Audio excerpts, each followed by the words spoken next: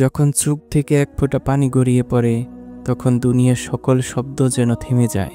শুধু এক ফোঁটা পানি, কিন্তু কখনো কখনো এই পানির ওজন আসমান জমিনের ওজনের চেয়েও বেশি হয়।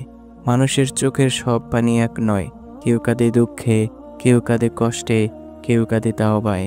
কিন্তু 3 ধরনের কান্না আছে যেগুলোর শব্দ না থাকলেও আকাশের ফেরেশতারা শুনে আর আল্লাহর দরবারে সরাসরি পৌঁছে যায়। এগুলো এমন অস্ত্র যেগুলোর সামনে দুনিয়ার সব দরজা বন্ধ হলেও আখিরাতের দরজা খুলে যায়। 1. এতিমের চোখের পানি।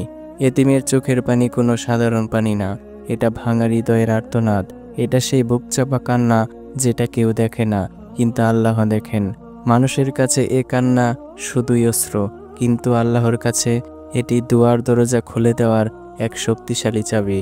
রাসূল সাল্লাল্লাহু আলাইহি ওয়াসাল্লাম বলেছেন, আমি এবং যে ব্যক্তি এতিমের দেখভাল করে সে জান্নাতে এভাবে থাকবে। এই বলে তিনি 2 আঙ্গুল পাশাপাশি ধরলেন। 2. মজলুমের চোখের পানি। মজলুম অন্যায়ের শিকার, সে যদি নীরবে কাঁদে, চিৎকার নাও করে, তবুও তার কান্না আকাশের দরজা ভেদ করে সরাসরি রবের কাছে পৌঁছে যায়। রাসূল সাল্লাল্লাহু আলাইহি ওয়াসাল্লাম বলেছেন, মুসলিমের দোয়া ও আল্লাহর মাঝে কোনো পর্দা নেই। আল্লাহ ন্যায় বিচারের মালিক, অত্যাচারীর উপর আল্লাহর গজব সবচেয়ে কঠিন।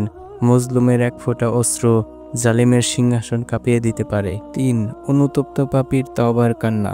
এই কান্না আল্লাহর কাছে এত মূল্যবান যে মানুষ এটা চিন্তাও করতে পারবে না। বান্দার চোখের পানি গড়িয়ে মাটিতে পড়ার আগেই আল্লাহ তাকে ক্ষমা করে দেন। রাসূল সাল্লাল্লাহু আলাইহি ওয়াসাল্লাম বলেছেন, যে চোখ আল্লাহর ভয়ে অশ্রু জড়ায় সে চোখকে জাহান্নাম স্পর্শ করবে না। তাওবার অশ্রু শুধু চোখ ভেজায় না, এটা হৃদয়ের মরিচা দূর করে, ভাগ্যের দরজা খুলে দেয়, রিজিকে বরকত আনে।